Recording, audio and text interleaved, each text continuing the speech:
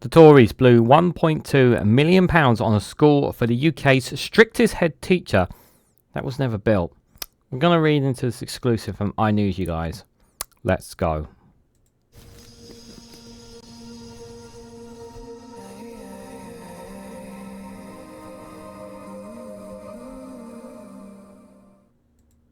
Good morning, good afternoon, good evening, wherever you are in the world. This is Reganelite here with an exclusive from iNews with the headline that the Tories blew £1.2 million on school for the UK's strictest head teacher that was never built. Katherine Birbalsingh said that the pandemic had scuppered plans for her sister school to be built. Guys, while you're here, make sure you hit the like button and share it across social media so others are notified of this video. So, it appears more money is being wasted, more taxpayer money has been wasted here. But there may be a bit more to this than meets the eye here. So, Katherine here, who is the strictest head teacher that they're referring to, has quite a background for her. This is her wiki, if anybody wants to have a look. Yeah, let me just put it a bit clearer for you guys there. And is also has a CBE and for many awards. She's a highly respected teacher among others, but that's for people to judge on her. But I'm not really so much about her. I'm more concerned about the fact that £1.2 million has been wasted here. Now, other money has been wasted. Yes, of course, we've highlighted on this channel about them, as it's been highlighted by the Home Secretary, the amount of money that's been wasted on the Rwanda scheme. Obviously, there are questions about the £22 billion physical black hole that Rachel Reeves is claiming. And obviously, there has been debates in some of the comments about whether or not is this something that that Labour are kind of exaggerating to make it look like it's all on the Tories' fault or not. And that is something up for debate as well. And this is something also that will be up to the debate as well. But I will say this, is that we cannot not ignore the damage that the Conservatives have done. And we have to accept, whether you like it or not, that the Conservatives have wasted taxpayer money. The question is, we just don't know for sure how much taxpayer money has been wasted. Now, whether or not, whether it's more or less of what the Labour has said is entirely at your discretion. But it is a fundamental fact that the Conservatives have splashed a lot of taxpayer money pretty much up the wall at our expense, and have laughed at us in doing so as well. Now, was this a school that they were looking to build? Was this necessary? Where was it being built? Was it needed? Now, I'm all for, obviously, more schools, more education and whatnot. I think, we're all in agreement that we want to make sure that kids all have access to schools, all access to being able to get the best teachers possibly can, and the schools, obviously, to get the required funding they need. But this one didn't really need a school, and you're going to see why, guys. So the last government spent £1.2 million on plans for a second school run by the British strictest head teacher before scuppering it after realising there would not be enough pupils the eye can reveal. So before I even go any further here, the eye is claiming in this exclusive that they were going to spend £1.2 million on a second school for the Britain's strictest head teacher in an area where it's not needed. Now, as many of you are aware, there are many places up and down the country where there are not enough schools, or not enough schools for pupils. There are many areas. Every area is different, of course.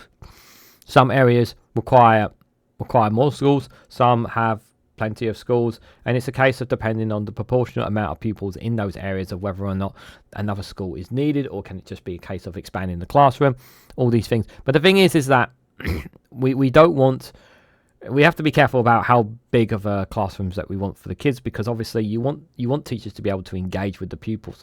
Like if you end up with 30 plus kids in a school, in a classroom, I'm sure some of you teachers who are listening will know better. It's very hard to engage with every single individual child when you have like 30 plus kids in there. But I'm not a teacher, so you guys can speak for yourselves on that. But I generally think it should be 20 or less. and the number maybe even should be even less than that to allow us a bit more closer relationship or closer engagement with kids. But that's just me. But it differentiates everywhere. But I think the biggest fundamental problem, one of the biggest fundamental problem, is obviously the lack of funding in state schools, which is hence why there's the VAT charge that's coming in for private schools, which I know many people, some people are against. We definitely need to plug that. We know that the funding gap between state and private is far too wide, and that needs to be close, because state schools need more money, and teachers need better pay, and they also need to be able to have the tools that they need to be able to give kids the best education they possibly can. And we also have this issue where kids keep coming in, especially from the most poorest of backgrounds, and they're starving. They can't even concentrate because they haven't had enough food in their bellies, which I do accept. Obviously, the Breakfast Club is definitely a step in the right direction, but more could be done. For me, it's about those who are really struggling, the lower end of the spectrum on that. Anyways, back to this. So the Department of Education papers showed that more than £1 million was spent helping Katherine Birbalsingh, a head teacher of the Michaela Community School, launch a site in Stevenage, Hertfordshire, before cancelling the plan due to feasible concerns. So this was going to be apparently built in around the Stevenage, Hertfordshire area. Miss, if I mispronounce her name, I do apologise. I was trying to pronounce it many times from Google Translate, but I couldn't get it right. Birbalsingh had told the Eye that sadly COVID scuppered Stevenage's plans for more housing to be built, and this meant there was no need for another secondary school. As we are not in the business of undermining existing schools and threatening them with closure, we withdrew our application for a new school. This seems perfectly legitimate. This seems like a perfectly reasonable excuse. If not enough homes are being built, if obviously you don't want to undermine other schools. If there were going to be more homes, which means more families in, then obviously there would be a need for another school. So this sounds perfectly reasonable here.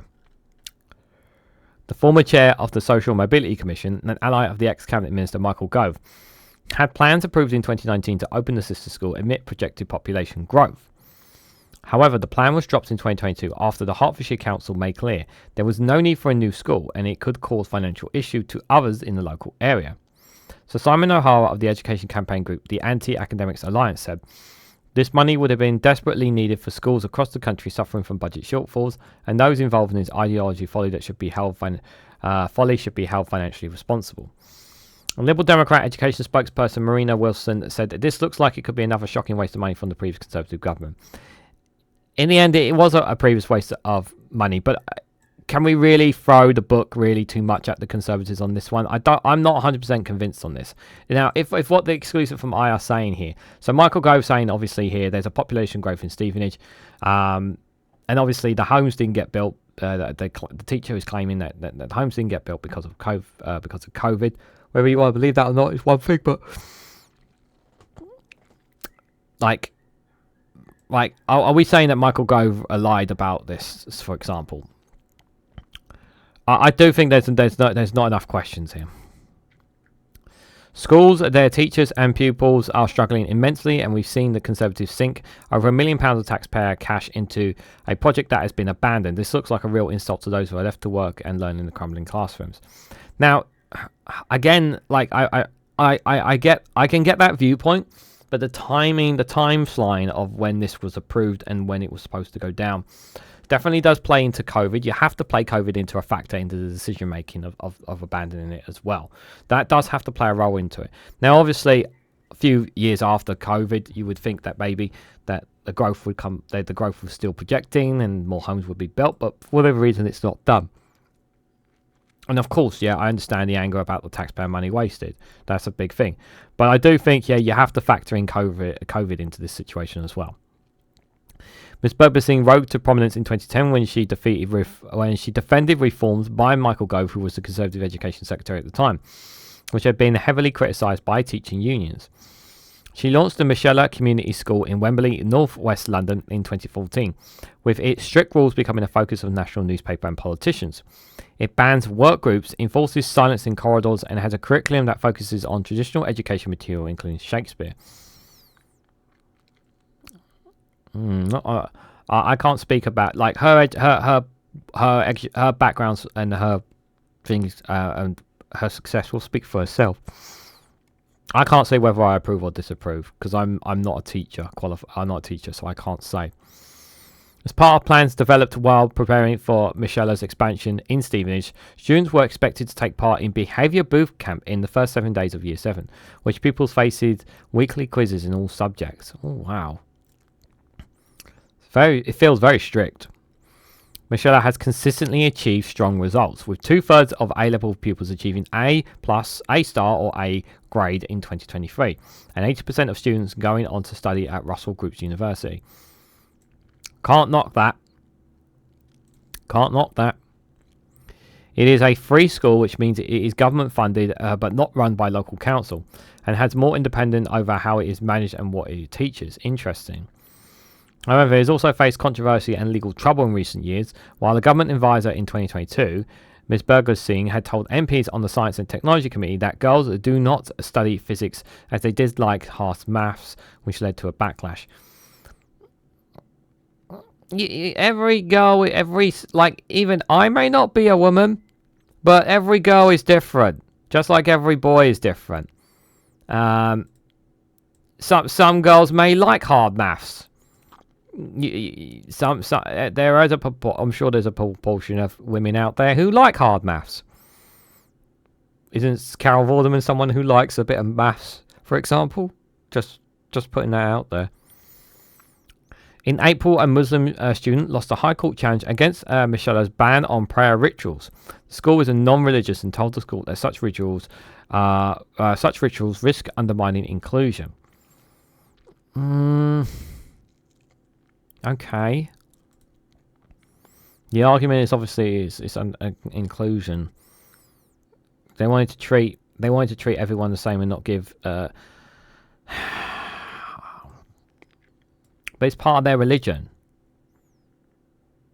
The school is non-religious. The school is not being religious. The school doesn't need to be religious in this.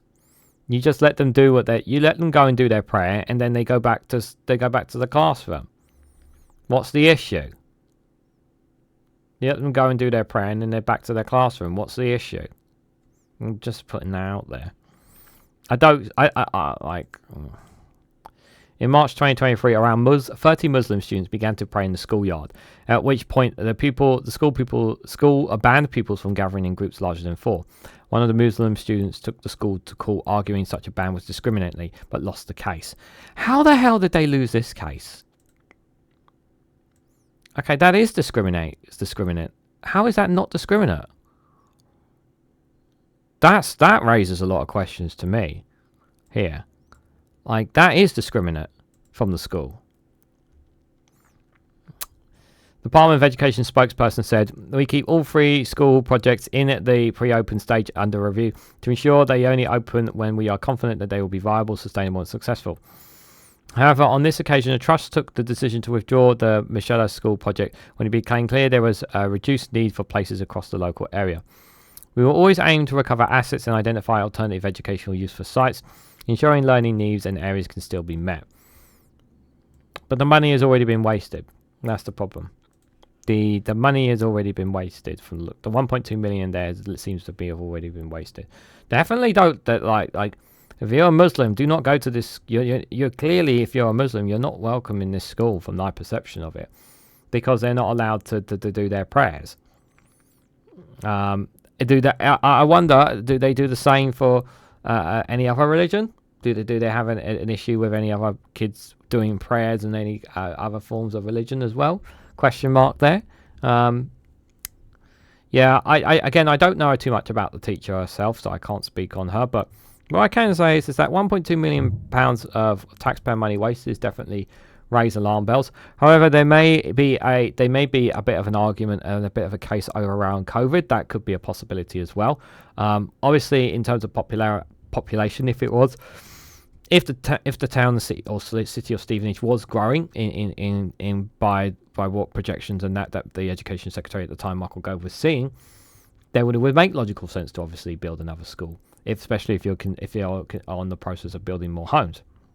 But we know the Conservatives have been behind on homes because we've obviously been obviously those who've been tracking have been knowing that there's been nowhere near enough homes being built by the Conservatives over the last 14 years of them being in power. So that plays a factor into it. So not having enough homes obviously is a thing as well. So yeah, definitely more questions need to be raised about that. That is for sure, guys. So what do you guys think? What do you guys make of £1.2 million on the school for UK's strictest head teacher that was never built? What do you guys make of the teacher herself? What do you make some of their policies that our school has as well? Let me know your thoughts and more down in the comment section below. Now, if you found this video interesting, please hit the like button. We'd greatly appreciate it. Share this across social media so others are notified of this video. And subscribe, because it really does help support the channel. And if you want to go one step further, financially support me and the work that I do here, you can do so by becoming a YouTube member for as little as 99p. Or join me on Rumble or Patreon for exclusive content on those platforms. So thank you all so much for watching, and I hope to catch you all very, very soon.